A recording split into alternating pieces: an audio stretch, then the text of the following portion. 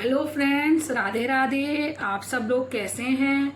आपसे एक बार फिर रिक्वेस्ट है, अगर आपको मेरे भागवत जी पढ़ना अच्छा लग रहा है और आपको समझ आ रहा है तो कृपया करके आपसे फिर रिक्वेस्ट है, मेरे चैनल को सब्सक्राइब करिए, वीडियो को लाइक करिए और प्लीज़ कमेंट जरूर करिएगा कि आपको कैसा लग रहा है। हमने भागवत जी का दशम स्कंद पढ़ना प्रारंभ कर चुका है, जिसे भागवत जी का हृदय भी कहा जाता है। और दशम स्कंद में हमने भगवान श्री कृष्ण का जन्म मथुरा में सुन लिया था। अब गोकुल में भगवान का जन्मोत्सव मनाया जा रहा है, वो हम पढ़ रहे थे। आज हम आगे कंटिन्यू करेंगे।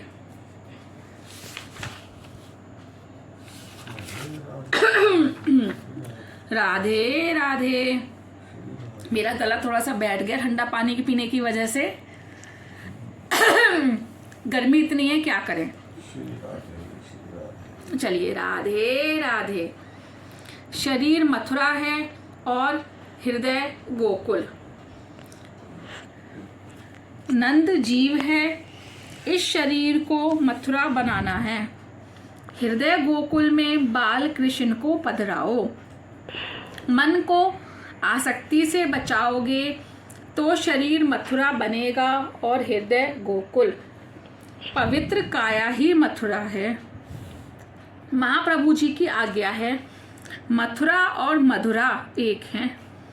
काम सुख और संपत्ति मद है। इन दो मदों से जो अपने को बचाता है उसी का शरीर मथुरा बन सकता है।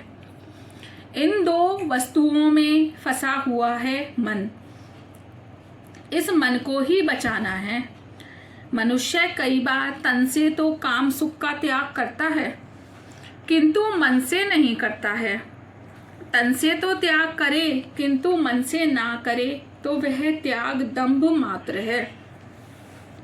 इन दो वस्तुओं में माया है, इन दोनों से मन को बचाना है। दो वस्तुओं को प्रभु ने आसक्तिपूर्ण बनाया है, स्त्री और धन। इन दो आसक्तियों में मद सा आकर्षण है। इन दोनों से हमें बचना होगा।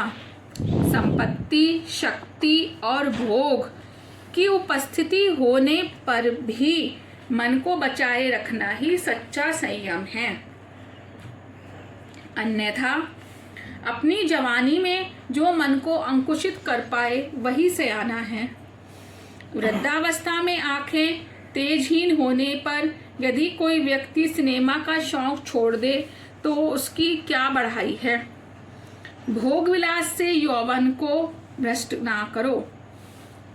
किसी महात्मा ने कहा है, कई लोगों का धन पत्थर की पूजा में चला जाता है, बनिए का धन प्रसाद में जाता है और जमींदार का धन विवाह आदि में चला जाता है।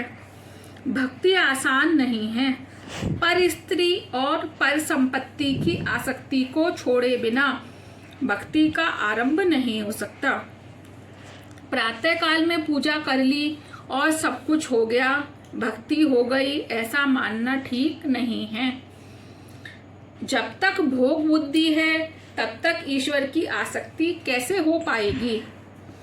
भक्ति मार्ग में भोग बाधक है।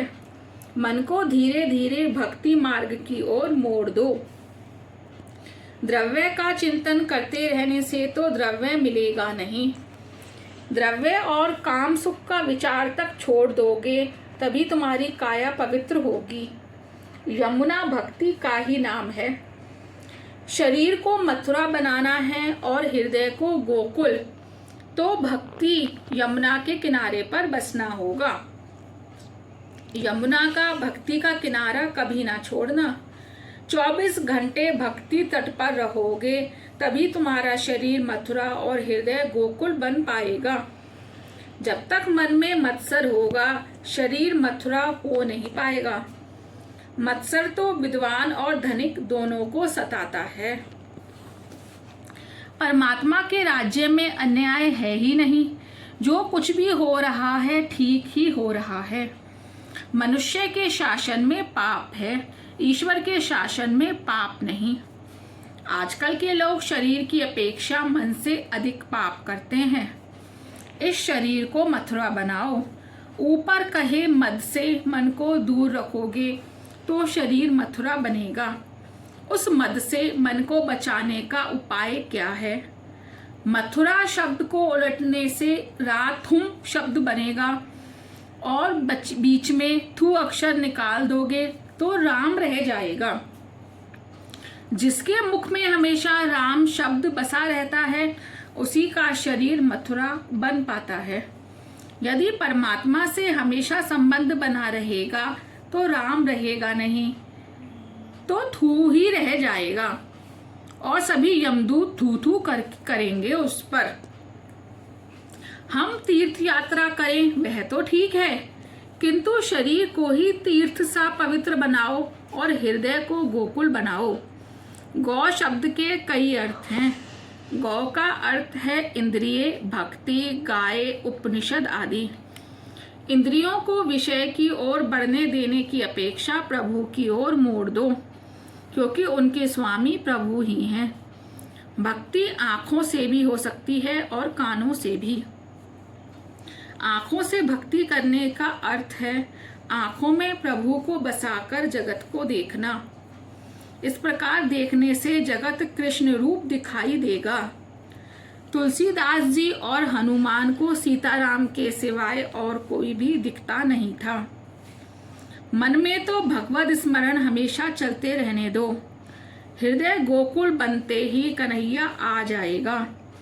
एक एक इंद्रिय को भक्ति रस में सराबोर कर दो। जिसकी प्रत्येक इंद्रिय भक्ति करती है उसी का हृदय गोकुल बनता है।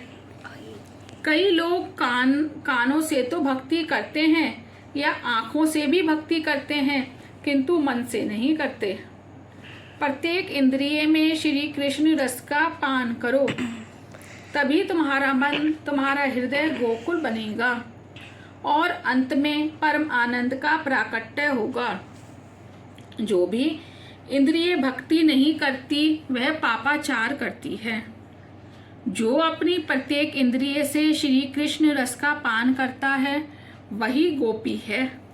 ज्ञानी अपनी इंद्रियों को निरुद्ध करके प्राण को ब्रह्मरंध्र में स्थिर करके अपने ललाट में ब्रह्म ज्योति का दर्शन करते हैं। वैष्णव जन अपने हृदय सिंहासन पर बाल कृष्ण को विराजित करते हैं। वैष्णव अपने हृदय में प्रभु के दिव्य प्रकाश को निहारते हैं। ठाकुर जी के दर्शन करने के बाद आंखें मूंद कर उनके स्वरूप को अपने भीतर देखो। श्री कृष्ण का स्मरण करते समय देह और संसार का भान भूल जाने पर नंद महोत्सव सफल होता है। परमात्मा ऋषिकेश हैं। एक एक इंद्रिय का श्री कृष्ण से विवाह करो। भागवत का भक्ति में दुराग्रही नहीं है। मात्र स्वरूप में निष्ठा रखने से, एक ही स्वरूप का बार बार सतत चिंतन करने से मन वहीं लग जाता है। ऐसा करने से मन की शक्ति भी बढ़ती है। शरीर से नहीं तो मन से हर रोज गोकुल जाओ, मन से मथुरा जाओ। शरीर जहां भी हो मन मथुरा और वृंदावन भेजो। राधे राधे। आगे का कल पूरा करेंगे।